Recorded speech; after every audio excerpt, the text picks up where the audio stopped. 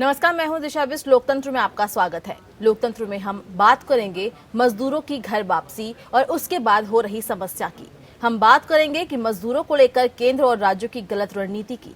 हम बात करेंगे मजदूरों को क्यों बन रहे हैं मोहरा, गांव और शहर के बीच क्यों फंस गए हैं मजदूर। क्या सरकार को डर था, अब वही हो रहा है। कोरोना का असर गांव तक कम दिख रहा था, अब ज्यादा क्यों दिख रहा है। शहरों से अब गांव की तरफ कोरोना रुख कर दिया गया है। क्या सरकार पहले मजदूरों को उसके घर छोड़ देती तो गांव तक कोरोना का विस्तार नहीं होता। क्या शहरों में मजदूरों का ख्याल नहीं रखा गया, इसलिए मजदूर गांव चले गए और जा रहे हैं। अब कोरोना की रफ्तार बढ़ चुकी है, ऐसे में मजदूरों को घर वापसी क्या ठीक है। क्या प्रवासी मजदूर की वजह से अब कोरोना मरीजों की संख्या बढ़ रही है। क्या सरकार सब कुछ जानकर भी अनजान है। क्या सरकार मजदूरों के बारे में पहले से कोई रणनीति नहीं बनाई है। क्या मजदूरों को लेकर केंद्र और राज्य सरकार दोनों जिम्मेदार हैं। इन सवालों का जवाब ढूंढेंगे, लेकिन पहले देखते हैं ये रिपोर्ट।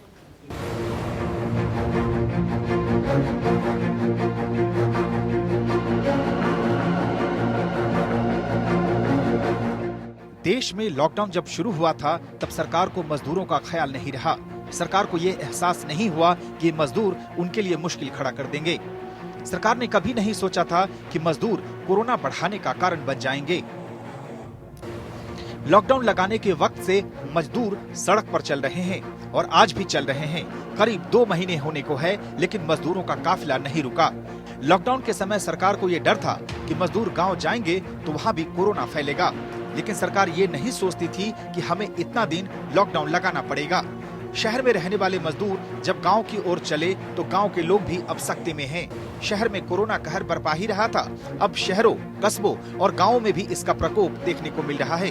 पिछले कुछ दिनों में उनका जो अनुभव रहा है वो काफी सोचने वाला रहा।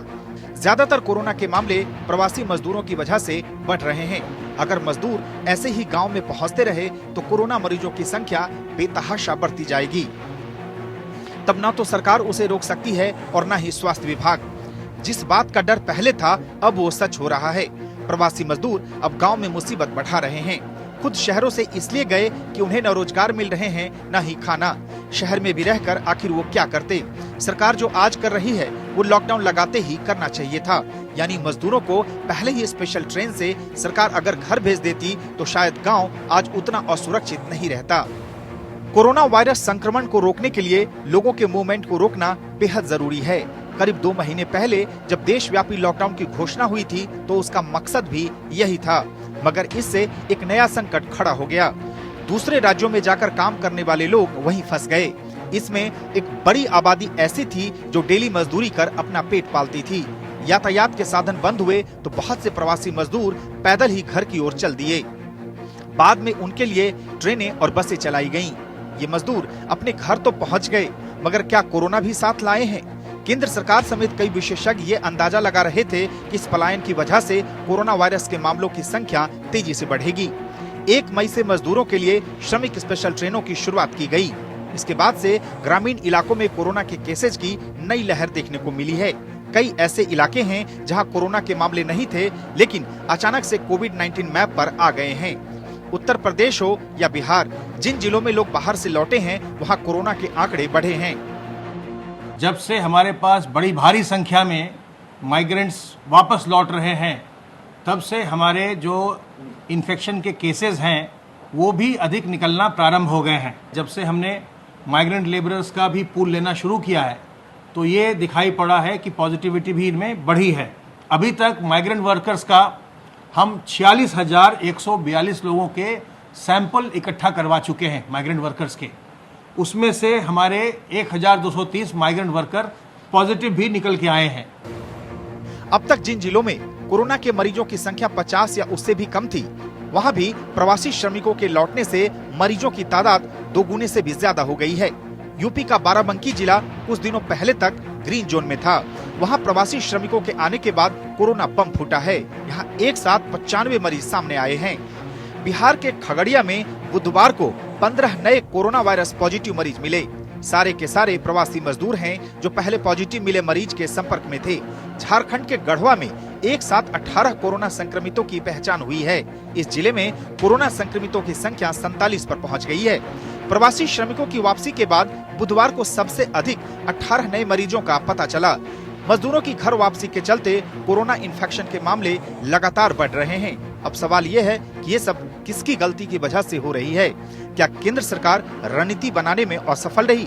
क्या जिन राज्यों से प्रवासी मजदूर पलायन कर रहे हैं वो मजदूरों की देखभाल उन्होंने नहीं की? आखिर दर दर की ठोकरें खाने को क्यों मजबूर हो गए मजदूर? जिस प्रदेश में मजदूर रहते थे उन्हें वहां पर क्यों नहीं दी गई सुविधाएं? अब जब कोरोना रफ्तार पर है तो मजदूरों की वापसी क्यों? लॉकडाउन से पहले मजदूरों के बारे में क्यों नहीं सोचा गया? Bureau report.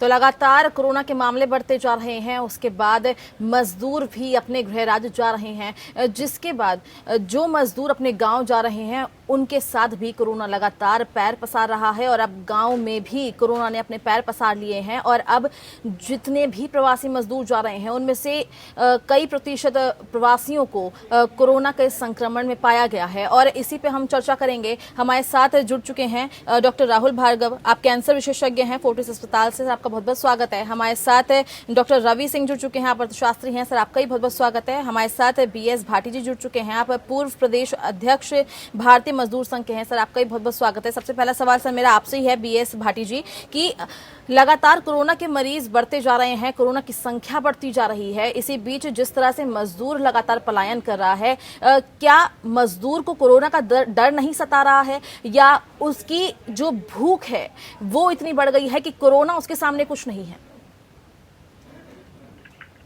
हेलो जी हेलो। हाँ जी, आपकी आवाज आ रही है।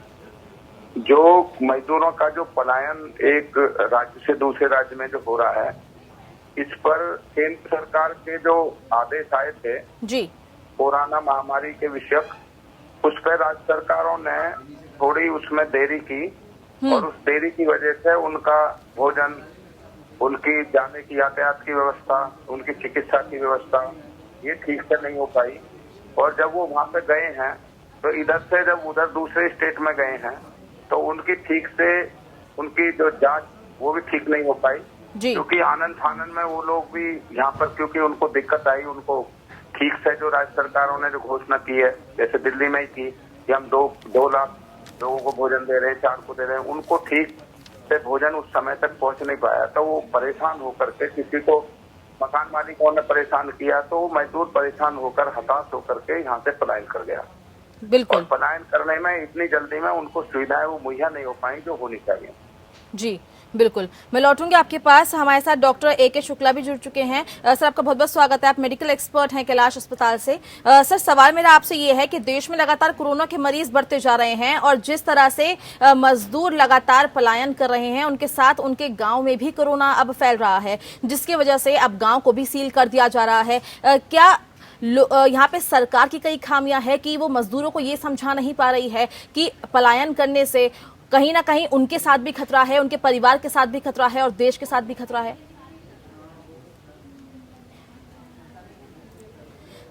तो सवाल मेरा रवि सिंह जी आपसे है, डॉक्टर रवि सिंह, कि लगातार अर्थव्यवस्था के बारे में बात की जाती है, मजदूरों को उनके घर भेज दिया जाता है, कई मजदूरों को वापस बुला दिया जा रहा है, किसी मजदूरों को रोक दिया जा रहा है। अर्थव्यवस्था तो सर कहीं ना कहीं है, लेकिन कोरोना महामारी है जिससे हमें निपटना है, ये सरकार नहीं समझ पा रही है और मजदूरों को भी ये चीज नहीं समझा पा रही है।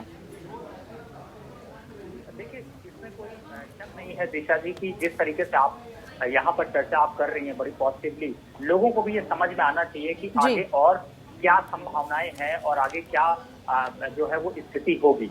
और अभी जिस तरीके से लगभग 25 लाख से मजदूर गांव की तरफ मूव किए हैं, चाहे वो यूपी, बिहार, MP, सभी झारखंड, सभी प्रदेशों को देखें, और अभी ही कोरोना के जो मरीज हैं वो बढ़ते हुए 1,12,000 से ऊपर हो गए हैं। यानी कि अब कोरोना वापिस से गांव-गांव से घरों-घरों में फैल रहा है और सरकार के पास अब दुविधा का समय ये है क्योंकि अब फ्री हो चुका है, उनके कंट्रोल में नहीं है। हालांकि अगर आप जब गांव के मजदूरों की बात करें तो उनको इतना एजुकेशन नहीं दिया जाता या उतना प्रॉपर एजुकेशन नहीं है कि उनको कोरोना से किस तरीके से बचना चाहिए। तो ये भी एक बहुत बड़ी वजह है जिसकी वजह से कोरोना अब बुरी तरीके से छोटे शहरों में, छोटे इलाकों में, गांव में, ग्रामीण क्षेत्रों में वहां पर फैल रहा है। अब इसका नेगेटिव इम्पैक्ट ये होगा कि आगे सिचुएशन जो है वो और वर्स्ट होगी, लोग बीमार ज्यादा होंगे और बीमार होंगे उतनी मेडिकल सुविधाएं अभी भारत में नहीं अवेलेबल हैं कि अगर ज्यादातर लोग बीमार हो गए तो उनको मेडिकल सुविधाएं दे पाए, तो ये समस्या होगी। और दूसरी तरफ अगर इकोनॉमिक फोरम में अगर आप बात करिए तो चाहे रियल एस्टेट हो, इंफ्रास्ट्रक्चर हो या फिर जो रोड कंस्ट्रक्शन है, गवर्नमेंट के प्रोजेक्ट हैं, ये सभी जगह पे अब मजदूरों की कमी शहरों में और खास तौर से ऐसे राज्य जो कैपिटल सिटी में आते हैं जैसे बैंगलोर, हैदराबाद, दिल्ली, मुंबई, चेन्नई, ये सभी जगह पे अब जो है वो लेबर की कमी हो गई है और इस वजह से बहुत सी इंडस्ट्री ओपन नहीं हो पाएंगी। तो चाहे वो छोटे उद्योग हो, बड़े उद्योग हो या कोई भी गृह उद्योग हो, उनको चला पाना अब मुश्किल होगा। और साथ ही जो लोग गांव की तरफ मूव किए तो गांव में भी अब उतने रोजगार के साधन अवेलेबल अभी नहीं है, तो कहीं ना कहीं से मंदी की मार कोरोना पे और बढ़ेगी और कहीं ना कहीं से जो इसको सॉल्व करना सरकार के लिए काफी मुश्किल होने वाला है। मंदी की मार तो जी जरूर पड़ेगी, मंदी की मार। सवाल मेरा डॉक्टर A.K. शुक्ला जी आपसे है कि एक तरफ अर्थव्यवस्था है लेकिन कहीं ना कहीं यहाँ पे सरकार की खामियां दिखाई दे रही है। जिस तरह से मजदूर दोबारा अपने घर जाना चाह रहा है, ना ही मजदूर को पहले बोला गया मजदूर को कि उसको खाना मिलेगा, उसको रोजी रोटी मिलेगी, जिसकी वजह से जिसके अभाव में आकर वो अपने घर वापस जाना चाह रहा है और अब वो अपने घर वापस जा रहा है तो कोरोना जिस तरह से पैर पसार रहा है उसे दिख रहा है कि क्योंकि काफी गांव भी सील कर दिए गए हैं इसी वजह से। देखिए ऐसा बिल्कुल सही आपने बोला, जो हमारे यहाँ की जो प्लानिंग थी, प्लानिंग में कई खामियां जरूर थी, क्योंकि पहले हमारे प्राइम मिनिस्टर श्री मोदी जी ने कहा था जब उन्होंने चीफ मिनिस्टर की मीटिंग की थी, अगर ये कोरोना जो है हमारे एसिम्प्टोमेटिक या सिम्प्टोमेटिक लेबरर्स में चला गया गांव की तरफ तो उसको संभालना बहुत मुश्किल होगा। और बिल्कुल सही उन्होंने कहा था। और जिस तरह से लेबर्स हमारे यहाँ, क्योंकि वो बिल्कुल एजुकेटेड नहीं है, उनको आज भी देखिए तो 99% लोग मास्क नहीं लगाए हुए हैं, उनको सोशल डिस्टेंसिंग का बिल्कुल भी ज्ञान नहीं है, देखिए बिल्कुल भीड़ लगा के खड़े हुए हैं। जो अभी जो लेटेस्ट स्टडीज आई है उसमें ये देखा गया है कि ये 2 मीटर का डिस्टेंस सफिशिएंट नहीं होता। जो सिम्प्टोमेटिक पेशेंट्स हैं, जो एसिम्प्टोमेटिक पेशेंट हैं और जो प्री सिम्प्टोमेटिक पेशेंट्स हैं, वो उनको अगर एक को है तो वो सबको इन्फेक्ट जरूर करेंगे। वो 6 मीटर तक इन्फेक्ट करते हैं अगर एक पेशेंट रहा तो अगर आप सोचिए अगर बस में ले जा रही है तो वहां पर भी वही प्रॉब्लम है, वो ट्रेन में जा रहे हैं तो भी वहाँ प्रॉब्लम है और भीड़ में इकट्ठा है तो भी वहाँ प्रॉब्लम है जी।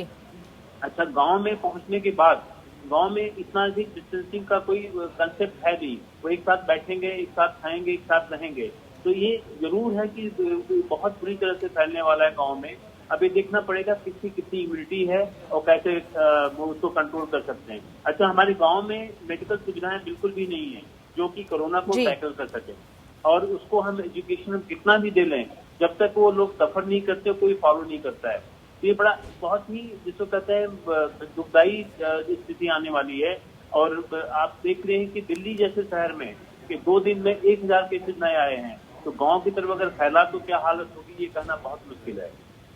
बिल्कुल सर, मैं लौटूंगी सर आपके पास। सवाल मेरा डॉक्टर राहुल भार्गव जी आपसे है। जैसे हम लगातार चर्चा करते आए हैं और यही बात निकलकर सामने आती है कि जो मजदूर हैं जो पलायन कर रहे हैं उनको अवेयरनेस नहीं है सर, क्योंकि लगातार दिन प्रतिदिन कोरोना के केस बढ़ते जा रहे हैं। आज भी अगर हम बात करें तो जिस तरह से उत्तर प्रदेश में जितने भी नए प्रवासी ने एंटर किया है उनमें से 95 प्रवासी ऐसे हैं जो बाराबंकी में मिले हैं जो कोरोना पॉजिटिव है, कई झारखंड में भी ऐसे मिले हैं, तो कहीं ना कहीं अवेयरनेस की कमी दिख रही है सर यहाँ पर।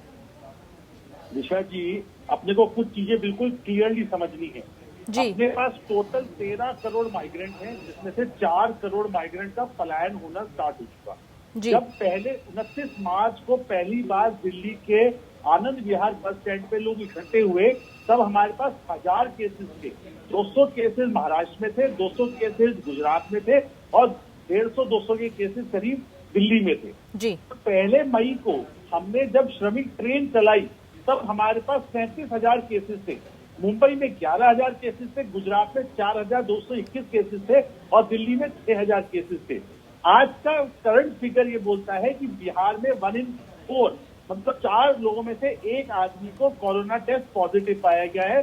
8% की पॉजिटिविटी रेट पाई गई। 8,300 केसेस में से 605 लोगों को कोरोना पॉजिटिव आया। तो ये बात तो पक्की है कि जिस प्रकार से इटली से कोरोना गुड़गांव आया था और देश में फैला था, उसी प्रकार से ये सेकेंड एपिसोड है जहां पे लेबरर्स के जाने की वजह से आपको सबसे ज्यादा परेशानी गांव में होगी। अब इसके 3 सबसे प्रमुख मुश्किलें हैं। देखिए, सबसे पहली बात है कि हमारे पास हेल्थ सर्विसेज नहीं है जिसको हम मद्देनजर रखते हुए इन लोगों को बचा पाए। दूसरा, जब ये केसेस गांव में फैलते हैं, इनमें नॉलेज की बहुत कमी है। पिछले हफ्ते आप ही के चैनल से हमने बात कही थी कि किस प्रकार से लोगों में बहुत ज्यादा अवेयरनेस की कमी है, सोशल डिस्टेंसिंग नहीं है। क्या इनको खाना मिल जाएगा तो ये सोशल डिस्टेंसिंग मान जाएंगे क्या? नहीं मानने वाले। और तीसरी सबसे बड़ी बात है, जो इकोनॉमी की बात करने की बात कर रहे हैं, कांडला पोर्ट से 10,000 लोग वापस आ रहे हैं। तो आप बताइए पोर्ट कैसे चलेगा? आप ये बताइए, जो एग्रीकल्चर में 40% लेबरर की संख्या चाहिए होती है, वो कहां से आएगी? जैम इंडस्ट्री ने कहा है कि हमारा 3 से 4 हफ्ते तक ही हमारे पास सामान है, उसके बाद आगे का सामान नहीं है। तो बताइए कितनी बड़ी प्रॉब्लम है कि आपके पास रिवर्स माइग्रेशन 3 महीने तक हो नहीं सकता। हमें इकोनॉमी को उठाना है, इसके लिए कैसे होगा?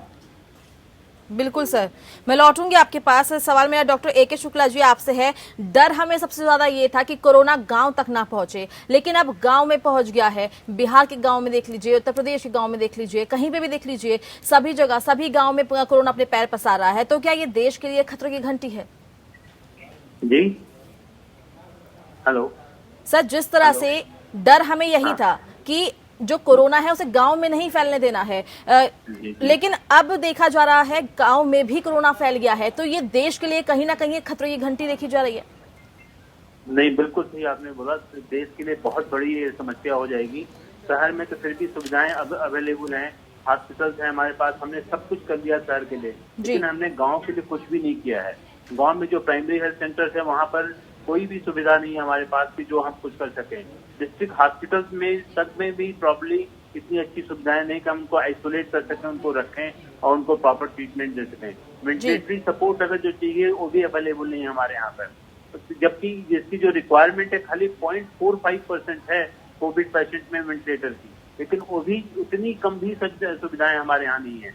तो ये सब देखते हुए, हालात को देखते हुए, कि बहुत बड़ा एक्सप्लोसिव सिचुएशन हमारी कंट्री के लिए आ जाएगा अगर इसको हम नहीं संभालेंगे तो।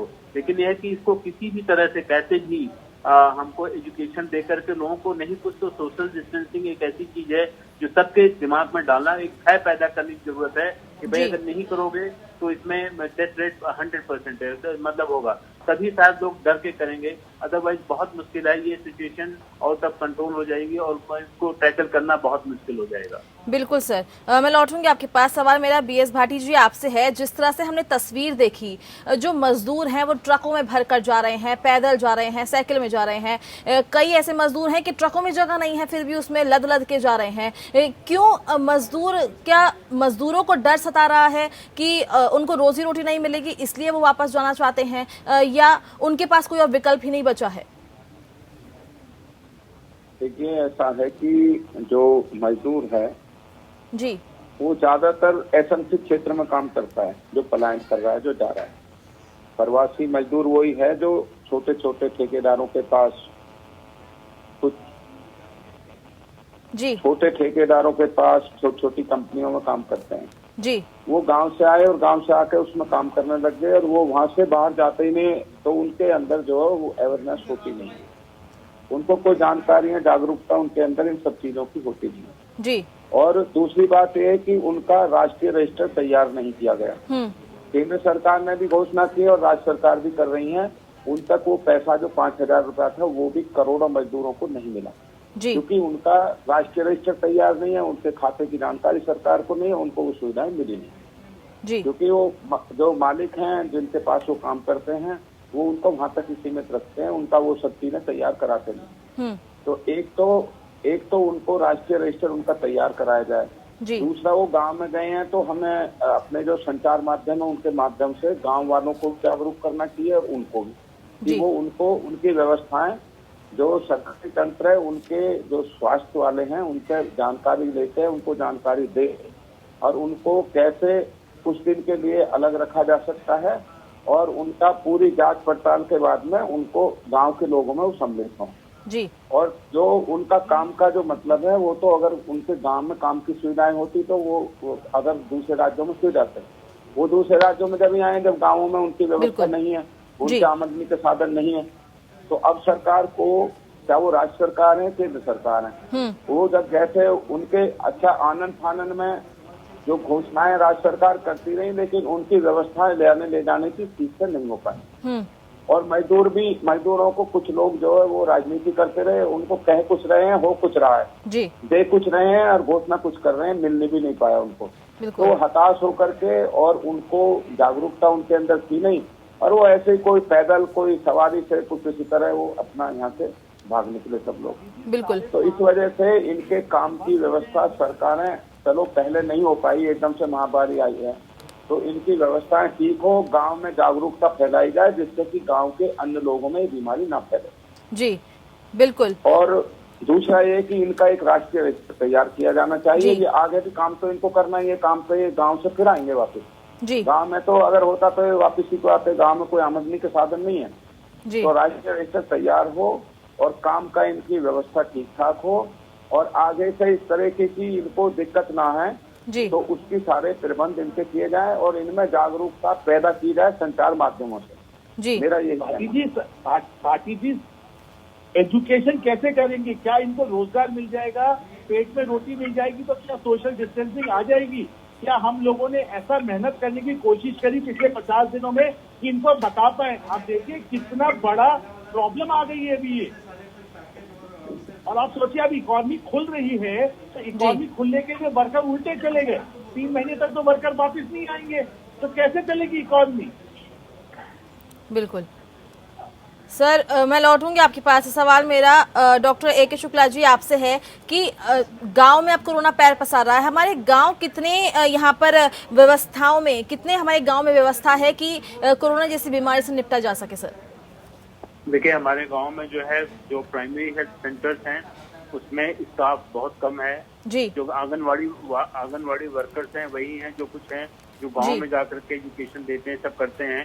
तो गांव की अगर हमको सुधारना है, हमको प्राइमरी स्कूल के टीचरों को इन्वॉल्व करना पड़ेगा, तो साथ में आंगनवाड़ी वर्कर्स को इन्वॉल्व करना पड़ेगा, प्राइमरी हेल्थ सेंटर को इन्वॉल्व करना पड़ेगा और एक नोडल पॉइंट बनाना पड़ेगा जहाँ से कि वो डिस्ट्रिक्ट हॉस्पिटल को कांटेक्ट कर सकें। इसमें जो है प्रशासन का बहुत अधिक योगदान चाहिए जिससे कि वो सब मिल के गाँव गए हैं, लोग पहुंचे हैं दिल्ली और गुजरात से और इन सब जगहों से जहाँ पर कि ये कोरोना जो है थोड़ा डेंजरस वैरायटी का है, उसको बिल्कुल आइसोलेट कर दें। कहा था कि हम 14 दिन का क्वारंटाइन करके भेजेंगे लेकिन हो नहीं पा रहा है। लोग जैसे भी पहुंचे, जैसे बॉम्बे वाले बहुत सारे जो मुंबई से गए हैं ऑटो चलाते हैं तो ऑटो लेके पहुंच गए, टैक्सी चलाते हैं टैक्सी लेके पहुंच गए और सब गांव में जाके पहुंच गए। कोई क्वारंटाइन नहीं, कोई कंसेप्ट ही नहीं किस चीज का जी। तो ऐसी जगहों पे आई थिंक डिस्ट्रिक्ट गवर्नमेंट और डिस्ट्रिक्ट एडमिनिस्ट्रेशन का बहुत इंपॉर्टेंट रोल है कि वो जाकर को आइसोलेट कर दें और आइसोलेशन के लिए बेस्ट जगह इस समय होगी स्कूल्स में उनको रख दें, खाने पानी की व्यवस्था करें और गाँव वालों से हेल्प मांगें कि उनकी जाकर को मदद करें और खाने पीने का इंतजाम करें, तभी ये पॉसिबल है। अदरवाइज इस तरह अगर फैलेगा तो ये हमारे लिए बहुत पॉसिबल होगा कि हम चीजों को कंट्रोल कर सकें। जी डॉक्टर A.K. शुक्ला जी आपका बहुत बहुत शुक्रिया हमारे साथ जुड़ने के लिए। गांव में भी कोरोना के कारण कोरोना ने पांव पसार लिए हैं जिसकी वजह से लगातार प्रवासी मजदूर जो हैं उनको भी मुसीबतों का सामना करना पड़ रहा है। और चर्चा को आगे बढ़ाते हैं। सवाल मेरा डॉक्टर रवि सिंह आपसे है। सर अर्थव्यवस्था की अगर हम बात करें तो प्रवासी मजदूर अपने घर वापस चले गए हैं और अब कारखाने खुलने की बात हो रही है। अब प्रवासी मजदूरों को वहां पे क्वारंटीन रहने के लिए कह दिया गया है, ना ही वो वापस आ सकते हैं ना ही वहां पे काम कर सकते हैं। जो आस मजदूरों में जगी थी वो भी कहीं ना कहीं खत्म होती दिख रही है।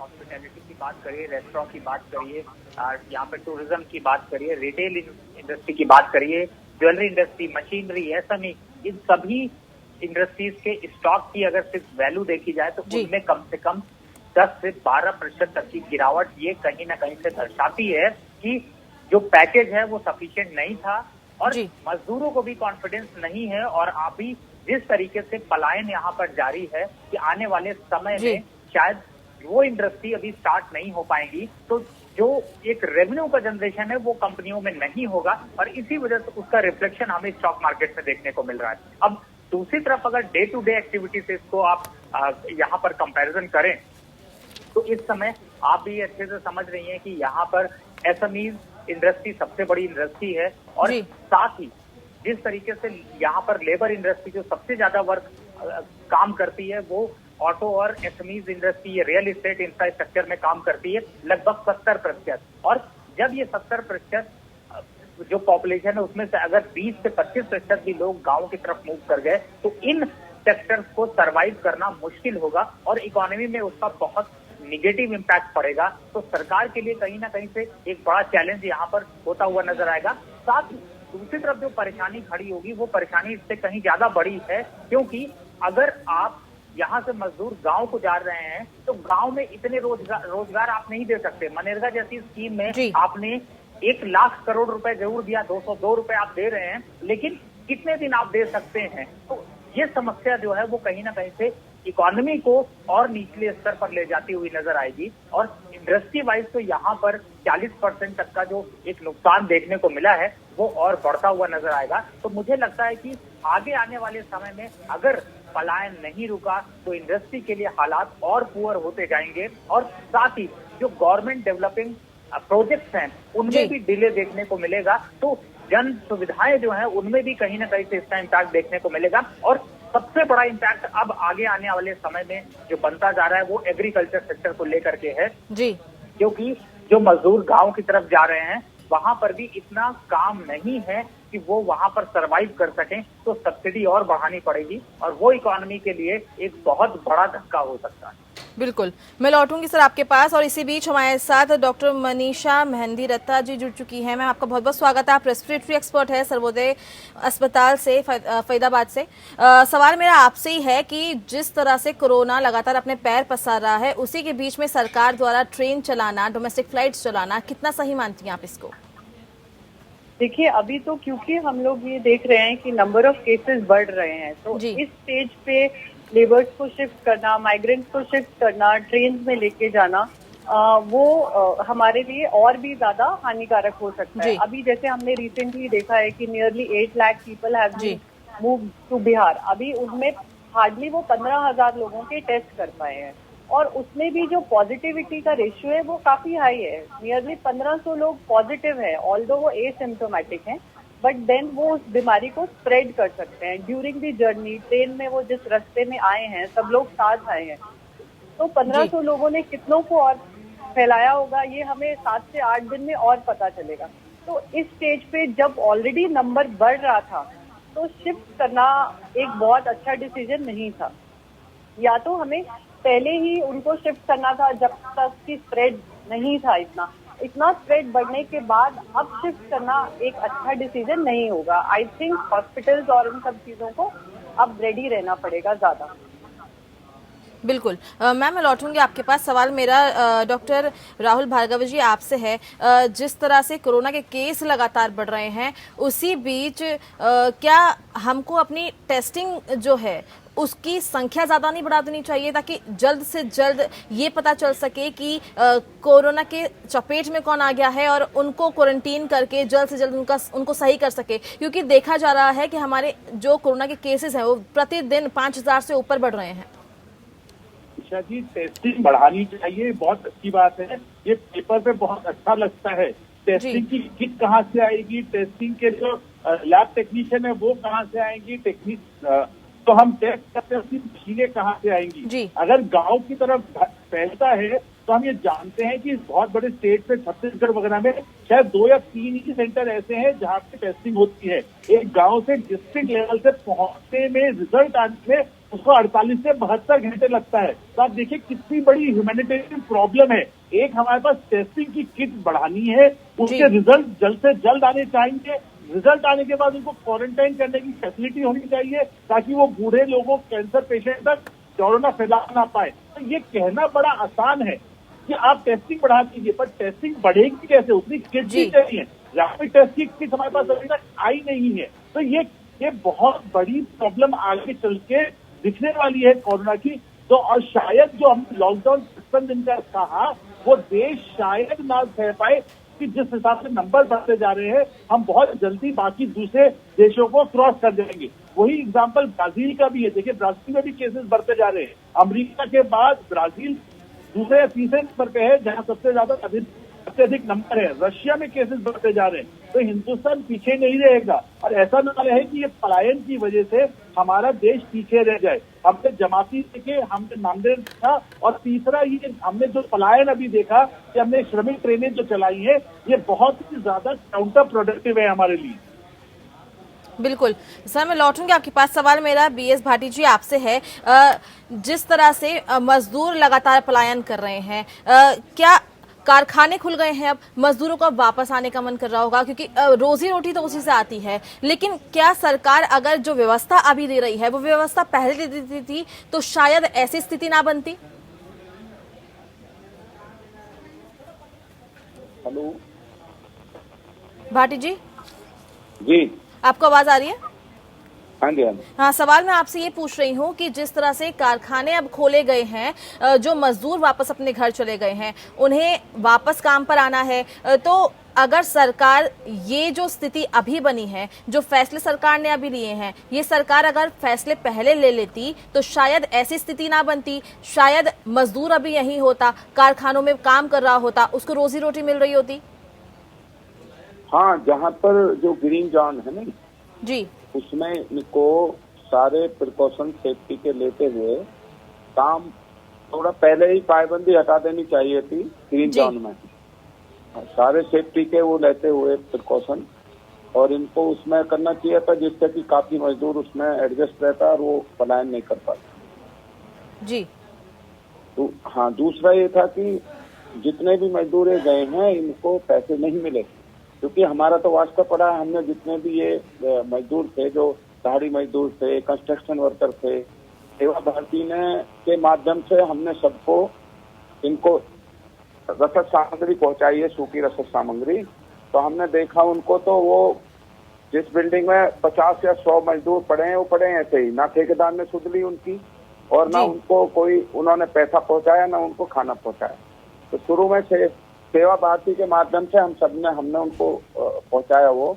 दूसरा, उनके कोई ना तो राशन कार्ड थे, ना उनका कोई वो जो लेबर कार्ड था, ना कोई उनका रजिस्ट्रेशन था, तो उनको वो सरकार की सुविधाएं भी नहीं पहुंच पाई।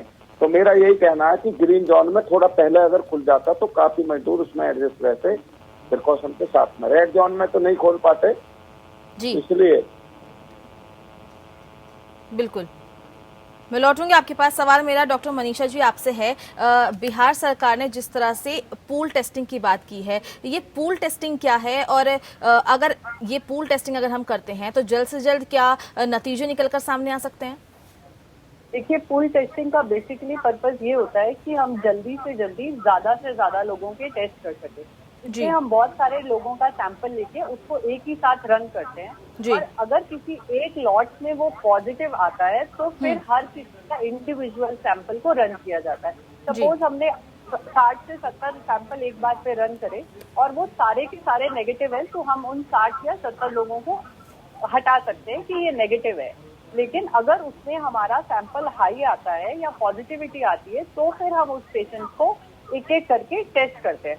तो pool testing, yes, it is required at this time, जहाँ पे हम इतने माइग्रेंट्स को साथ साथ भेज रहे हैं, तो प्रैक्टिकली एक एक का टेस्ट करना, किट्स की अवेलेबिलिटी, सब कुछ एक इशू है।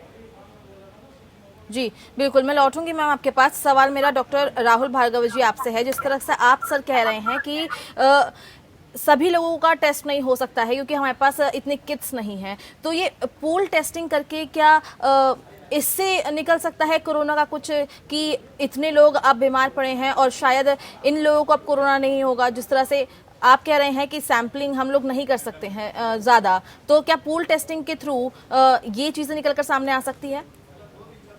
पूल टेस्टिंग में 1:5 5 लोगों का एक साथ पूल टेस्ट करती है। तो मान लीजिए 100 लोग थे और 100 टेस्ट लगाने थे, 100 लोगों का काम 20 टेस्ट में हो जाएगा। बट यहाँ पे हम लाखों की बात करें, हम 4 करोड़ लोगों की बात कर रहे हैं दिशा जी। इतना हमारे पास क्या इंफ्रास्ट्रक्चर हमारी लैब्स को हैंडल करने का है? क्या हमारे पास इतने लैब टेक्नीशियन है जो सैंपल कलेक्ट करेंगे? क्या हमारे पास इतने लोग हैं जो पीपीई वो पहन के काम कर पाएंगे? ये बहुत बड़ी बात है। लैब टेक्नीशियन को हर बार पीपीई पहनना पड़ता है सुबह दोपहर शाम, जब भी उसको सैंपल कलेक्ट करना है। 4 करोड़ लोगों की बात कर रहे हैं आप। देखिए 11 मई को 2 लाख लोग मध्य प्रदेश में घुस गए महाराष्ट्र के बॉर्डर से, और भाटी जी ने जो कहा कि जल्दी खोल देना चाहिए था, अरे सारा का सारा एरिया तो जहाँ पे इंडस्ट्री है वो रेड जोन है। महाराष्ट्र हो, पूना हो, गुजरात हो, वो सारे के सारे हमारी बेसिक प्रॉब्लम हमारी अंडरस्टैंडिंग, नॉलेज और अवेयरनेस में रही है। हमारे को अभी भी अगर हम पलायन को रोक दें तो हमारे इंफ्रास्ट्रक्चर के लिए जो लोग चाहिए, पलायन जो लेबरर चाहिए, उसके लिए अच्छा रहेगा, और कोरोना शायद किसी हद तक ना पहुंचे। छत्तीसगढ़ में आपने देख लिया, जहां से 55 केसेस थे वहां अचानक से 18 नए केसेस आ गए। अभी 18 नए केसेस आए, 14 दिन में 1800 केसेस कब बन जाएंगे आपको पता नहीं चलेगा। तो कितना बड़ा ऑलरेडी इकोनॉमी हमारी नीचे जाती जा रही है, उसके साथ में हमारे को फ्री में चीजें देनी पड़ेगी, टेस्टिंग की कॉस्ट देनी पड़ेगी। तो देखिए इकोनॉमी पे कितना बड़ा इम्पैक्ट होगा। ये इम्पोर्टेंट, ये हम इसको छोड़ नहीं सकते। अभी भी समय है। भाटी जी से मेरा निवेदन है कि सब लोगों को, वो कांग्रेस हो, बीजेपी हो, सबको मिलके इन लेबरर्स को समझाना चाहिए, सूझबूझ के काम करके इनको वहीं रोकना चाहिए। ये सिर्फ रोटी कपड़ा मकान की वजह से नहीं है। सबसे बड़ा फैक्टर फियर फैक्टर भी था इनके दिमागों में, जिन्होंने इनको पलायन के लिए मजबूर किया। जी सर, बिल्कुल। डॉक्टर रवि, सवाल मेरा आपसे है, जब देश में कोरोना के मामले लगातार बढ़ रहे हैं तो ट्रेन चलाना कितना सही है? एक तरफ अर्थव्यवस्था तो है ही, लेकिन कोरोना से जिस तरह से कोरोना हावी हो रहा है उसको देखकर क्या लगता है आपको कि क्या ट्रेन चलाना और डोमेस्टिक फ्लाइट्स चलाना ये सही तरीका है, या कहीं ना कहीं रोक देना चाहिए इस चीज को?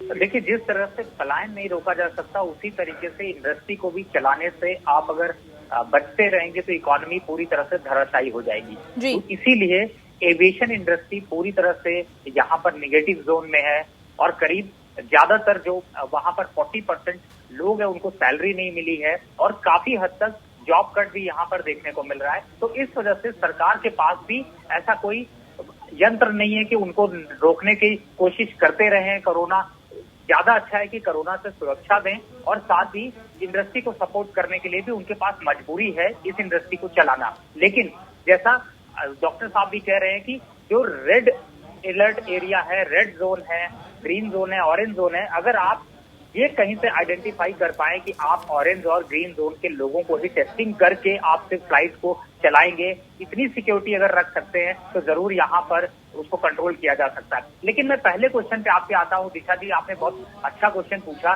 कि लोगों का पलायन किस तरीके से रुक सकता है और क्यों नहीं रुक रहा है। देखिए, जब स्टार्ट हुआ पलायन तो उसकी वजह क्या है समझिए।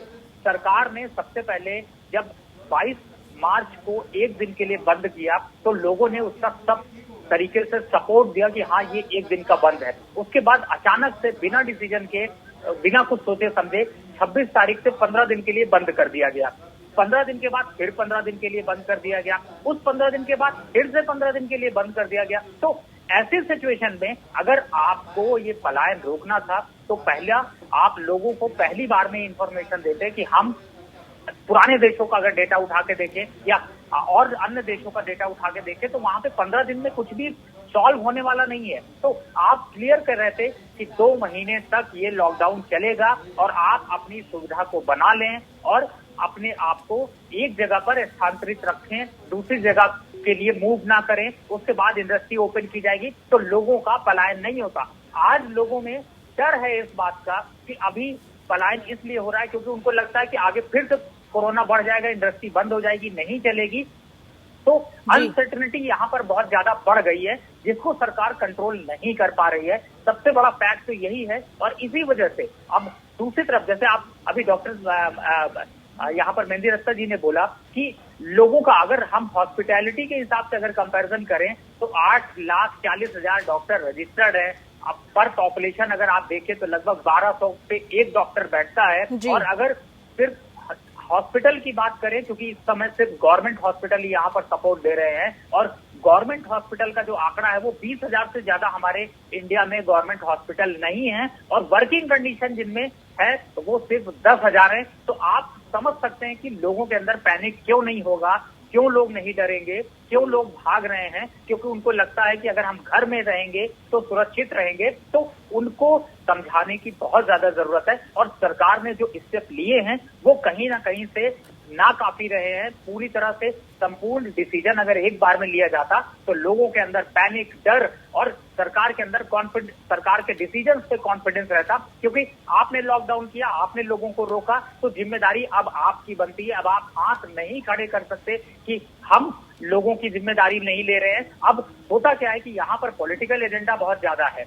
आप टीवी चैनल के माध्यम से ही आप देखिए तो ज्यादातर लोग अपने यहाँ पर पॉलिटिकल एजेंडे को वेरीफाई करने में लगे हैं। लोगों की, आम लोगों की, मजदूरों की चिंता यहाँ पर बहुत कम होती हुई नजर आ रही है, और यही वजह है कि लोगों के अंदर अभी पलायन कंटिन्यू देखने को मिल रहा है, जिसे आपको रोकना पड़ेगा। अगर आप रोकेंगे नहीं तो आपकी इकोनॉमी यहाँ पर पटरी पर नहीं आएगी, और लोग ऐसे ही बेरोजगार होते रहेंगे, लोगों में ऐसी परेशानियां और बढ़ती जाएंगी।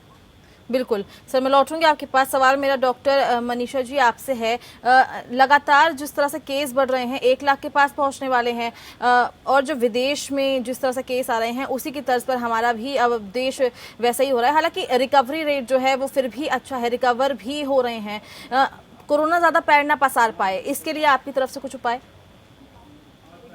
ना स्प्रेड हो इसके लिए हम ऑलरेडी बहुत सारी इंफॉर्मेशन दे चुके हैं। सिंपल चीजें, social distancing, mask etiquette, hygiene etiquette, self quarantine, home isolation, ये सब गवर्नमेंट ऑलरेडी पॉपुलेशन को काफी ज्यादा एक्सप्लेन कर चुकी है। बट अगर हम देखें कि गवर्नमेंट ने अभी ये जो स्प्रेड को बढ़ाने का एक जरिया शुरू किया है, either they should have stop, मतलब उन लोगों को, माइग्रेंट्स को वहीं रोकना था, वहीं उनको खाना प्रोवाइड करना था, क्योंकि अब इतने सारे लॉट्स को, जैसे डॉक्टर साहब ने कहा, इतने सारे लॉट्स को टेस्ट करना पॉसिबल नहीं है। अगर वो सब पॉजिटिव आते हैं, या even if they don't have the disease, और अगर वो बीमारी को स्प्रेड करेंगे तो हमारी हेल्थ केयर आज की डेट में और आगे भी कभी भी इस नंबर को कंट्रोल करने में सक्सेसफुल नहीं हो सकती। जी मैम, बिल्कुल मैं लौटूंगी आपके पास। हमारी सिर्फ हमारी नहीं, अमेरिका की भी इकोनॉमी चरमरा गई। बिल्कुल 1000 लोग मर गए, इटली में 30,000 लोग मर गए, उनके पास भी पीपीई की सब मास्क नहीं है। तो सिर्फ देश की, हमारे देश की प्रॉब्लम नहीं है कि इतने तरीके से ओवरवेलमिंग सिचुएशन आ जाए। और अर्थशास्त्री जी से मैं थोड़ा सा वाकिफ नहीं रखता हूँ कि क्या हमने माइग्रेंट्स को खाना भी दे दिया। 8% का डेटा है कि गुरुग्राम और हरियाणा में 8% लोग अच्छे से, ना उनको रेंट मांगा गया, उनको घर पे थे, वो फिर भी वेस्ट बंगाल भाग गए। क्यों? क्योंकि हम घर पे बैठेंगे और शायद हमको फ्री में दवाइयाँ और फ्री में पैसे मिल जाएंगे सरकार की तरफ से। तो आप सोचिए कि किस प्रकार से, क्या हमने इनको समझाने की कोशिश करी, क्या हमने इनको पढ़ाने की कोशिश करी। मल्टीमीडिया सबके पास है, मोबाइल सबके पास है। सरकार 12 मार्च के बाद से एयरटेल और वोडाफोन के उस पे लगातार मैसेज चला रही है। क्या हमारे नेताओं ने माइग्रेंट को समझाने की कोशिश करी? ये सिर्फ मुद्दा खाने का और बेरोजगारी का नहीं है, ये मुद्दा बड़ा है। ये समझना हमको जरूरी है। हमको उनकी साइकी को इन्वॉल्व करके उनको साइकोलॉजिकली समझाना है कि किस तरीके से वो अनहित कर रहे हैं देश का। अपना तो कर ही रहे हैं और देश का भी अनहित कर रहे हैं। तो दिशा जी, सबसे बड़ी प्रॉब्लम हमारे को अभी जो दिखती है वो है अवेयरनेस। आज समय है अवेयरनेस पे काम करने का। अवेयर जितना हम माइग्रेंट लेबर को उनकी लोकल भाषा में, भोजपुरी में, हिंदी में, जिस भी भाषा में वो बोलते हैं उसमें उनको समझाएंगे तो वो शायद समझ पाएंगे। अगर नहीं समझाया तो क्या खाना मिलने के बाद गांव में सोशल डिस्टेंसिंग मेंटेन हो जाएगी? क्या मास्क मेंटेन हो जाएगा? क्या हुक्का पीना, चौपाल पे बैठना बंद हो जाएगा? आप समझिए वो भयानक सिचुएशन जहाँ पे सारे माइग्रेंट अपने घर चले गए और शाम को खाली होने के बाद बैठे हुए हैं। आपने दिल्ली में देखा जब शराब की दुकानें खुली तो ऐसा नहीं था कि मिडिल क्लास और अपर क्लास सारा का सारा लाइन पे खड़ा हुआ था। इसमें बहुत सारे लोग माइग्रेंट लेबरर्स भी थे जो सड़क खड़े होकर शराब खरीद रहे थे। तो आपको ये नहीं लगता कि बहुत सारी जगहों पे जाके शराब खरीदी जाएगी जब खुलेगी, जो पैसा डीबीटी ट्रांसफर होगा? तो हम बड़े आसानी से कह देते हैं कि सिर्फ ये रोजगार की प्रॉब्लम है। ये बड़ा मुद्दा है, इसे हमारे को समझना, साइकोलॉजिकली इनको इन्वॉल्व करना, इनके नेताओं को इन्वॉल्व करना और साइंटिफिकली एड्रेस करना बहुत ज्यादा जरूरी है। सर इसमें तो कोई दो राय नहीं है कि अवेयरनेस बहुत ज़्यादा ज़रूरी है, लेकिन सर जिस तरह से गांव में कोरोना ने पैर पसार लिया है, हालांकि हमारे पास इतनी किट्स नहीं है, लेकिन कुछ तो करना पड़ेगा ना सर उन लोगों के लिए जिनको शायद पता भी नहीं होगा कि वो कोरोना संक्रमित हैं। दिशा जी 8%, आज बिहार का डेटा कहता है 8% लोग, 8,000 में से 650 लोग पॉजिटिव पाए गए। इनकी कॉन्टेक्ट ट्रेसिंग करेंगे, जिस श्रमिक ट्रेनों से ये आए, आप समझ सकते हैं कि 600 से वो 6,000 कम हो जाएंगे। कि कितनी बड़ी प्रॉब्लम है। तो इनको तरीका यही है कि आप जितने भी लोग आ रहे हैं गांव से बाहर, इनको क्वारंटाइन किया जाए 14 दिन तक, इनको टेस्टिंग की जाए, टेस्टिंग के साथ देखा जाए, अगर टेस्टिंग नहीं भी हो सकती तो 14 दिन तक इनको क्वारंटाइन में रखा जाए ताकि वायरस कम हो जाए। यहाँ पे डायमंड प्रिंसेस जो शिप था उसका मॉडल अर्थशास्त्रियों के लिए और साइंटिफिक कम्युनिटी के लिए बहुत इंपॉर्टेंट है।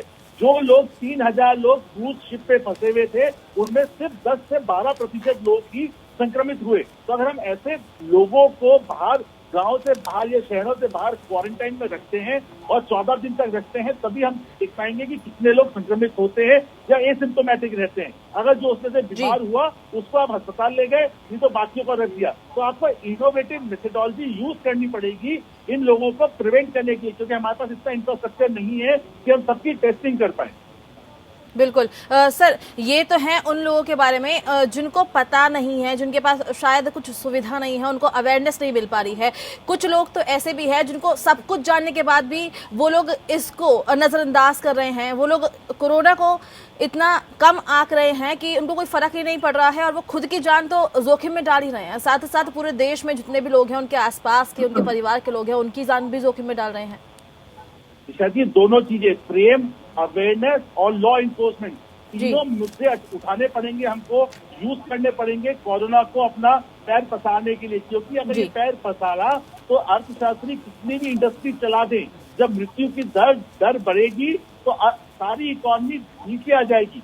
अब जरूरत है अर्थशास्त्रियों के साथ हेल्थ शास्त्रियों के भी होने की, जो ये बता पाए कि किस प्रकार से दोनों के मिलन से आगे चल पाएंगे। ऐसा ना हो कि जो मृत्यु की दर 3.5% पे स्थिर है वो 7%, 8% पे पहुंच जाए। और हमारी जनता इस चीज के लिए बिल्कुल तैयार नहीं है कि 90,000 लोग मर जाएं प्रेसिडेंट ट्रंप की तरह और उनकी इकॉनमी चलती रहे। हमारे जिस दिन 90,000 लोग मरे, आप उस समय देखिएगा कि देश की क्या हालत हो जाएगी। तो हमारे को अपने पर्यावेश में सोशियो इकोनॉमिक कंडीशन पे चीजों को समझ के प्रिवेंशन करते हुए ज्यादा अच्छा रहेगा। बिल्कुल, आप सभी मेहमानों का बहुत बहुत शुक्रिया हमारे साथ इस खास चर्चा में शामिल होने के लिए। तो लगातार कोरोना जिस तरह से अपने पैर पसार रहा है, उसने अपने पैर गांव में भी पसार दिए हैं और जो प्रवासी मजदूर अपने गृह राज्य जा रहे हैं उनके साथ ही कोरोना भी जा रहा है, जिसकी वजह से जो डर हमें था कि कोरोना अपने पैर गाँव में ना पसार ले, वो भी शुरू हो गया है। लेकिन अब सिर्फ जरूरत है अवेयरनेस की और खुद की हाइजीन की। लोकतंत्र में बस इतना ही। आप बने रहिए हमारे साथ। नमस्कार।